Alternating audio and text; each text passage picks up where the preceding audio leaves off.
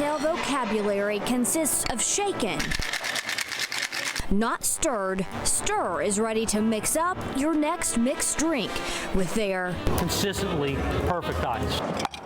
The ice actually is denser, it's purer, so it melts slower, and we use different shapes and styles to have the correct dilution rate for an alcohol. This pure ice starts in Stir's kitchen. That's how clear it is. Ice is made from there down. Water freezes in this cooler until Jamie Walton removes what makes ordinary ice, well, ordinary. We take off the last layer of the water. And that's where all the impurities and all the oxygen and everything else is at. When the temperature is right,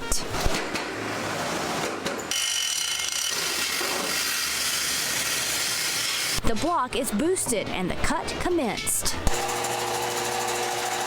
Each square becomes a custom shape for the cocktails that celebrate a time gone by. The movement of craft cocktails is definitely trending upward and coming across the country. I believe we're one of 15 people in the country actually doing the ice. One of the most unique shapes is the ice sphere, made for the most classic of cocktails. The sphere is great in this type of drink because it doesn't really dilute the drink at all beyond what I've already done so by shaking. So we definitely have some of your old fashions truly the way they were meant to be. But whether it's shaved, you can see how fine it's shaved. Crushed, we put it in the bag. Go crazy.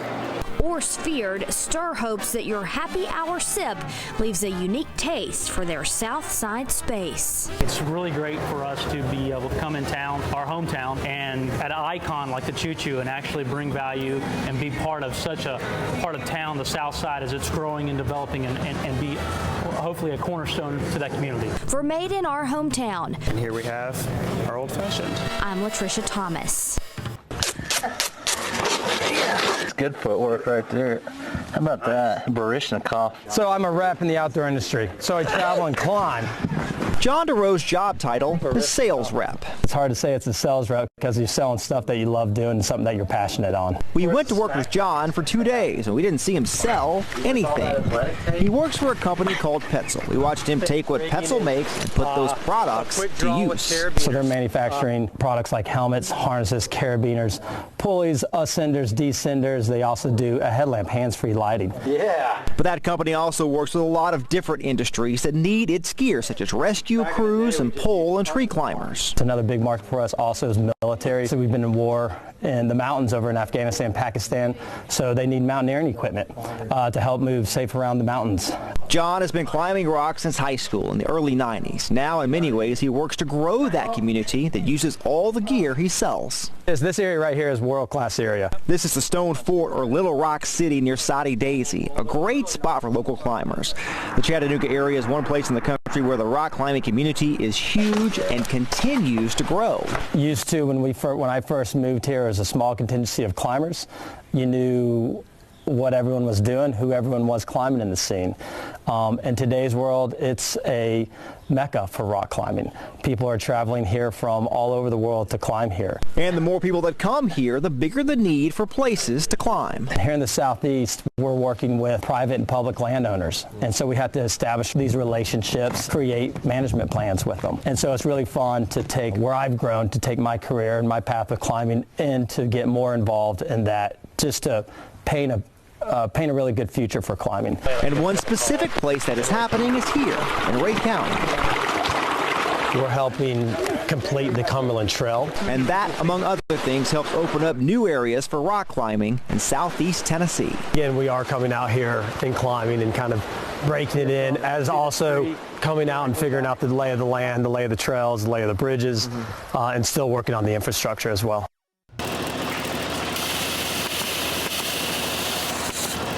Inside this Lafayette factory, Creating a comfortable place to sleep takes on a lot of twists and turns. We make adjustable beds. The concept behind Flex-A-Bed is nothing new. This plant opened in 1979. But what sets them apart may have kept their beds bending for customers across the country. We're a dinosaur. We're one of the few remaining domestic manufacturers, and that means a lot to us because we feel like we can give the customer something that the imports can't. A process that begins with making a metal frame.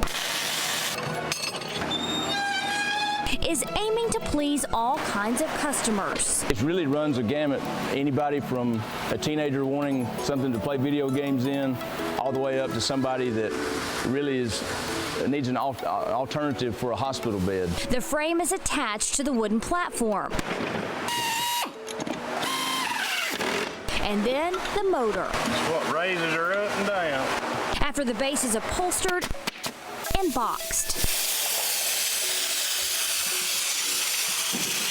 It's time to make the mattress. This is the sleep surface of the mattress. Inside, a layer of thin fabric, a fire barrier, 2 layers of foam, and then a quilt backing that this massive machine sews together.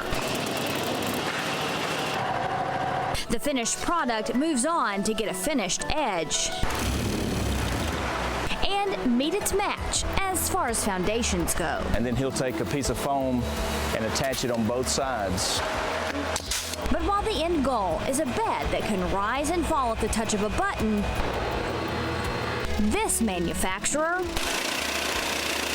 says they keep the person who will be sleeping on top at top of mind. When you think about making a product, you're thinking about, well, is this going to sell or not? And I really found in my career here, it's been more about how can this product help somebody. Inside this workshop in Pikeville, Dale Shannon is making sure a dying art doesn't dry out. A lot of the old timers dying off, and kids aren't really interested in it. He's using a favorite product of the past. When you was a cowboy, a shirt cost maybe $6. You were around cows all the time, you were around deer. It was easy to tan, so you end up making shirts and moccasins. Shannon says his favorite material, this is just plain old regular oak tan leather. Has unlimited options. If you have the imagination for it, you can do it. And imagination this craftsman has. There's no limit to what you can do with leather when you really get into understanding how to use it. After a few starting snips, This is a very unique pair of scissors. the wet leather can be molded to any shape, giving each craft a custom touch. There's nowhere, hardly at all, you can go get something handmade to fit what your gun is or your ammo pouch. Then it's time to embellish.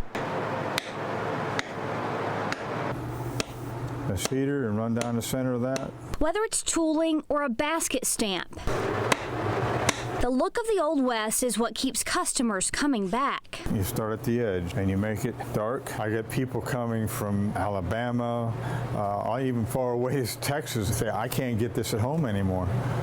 I need it made here.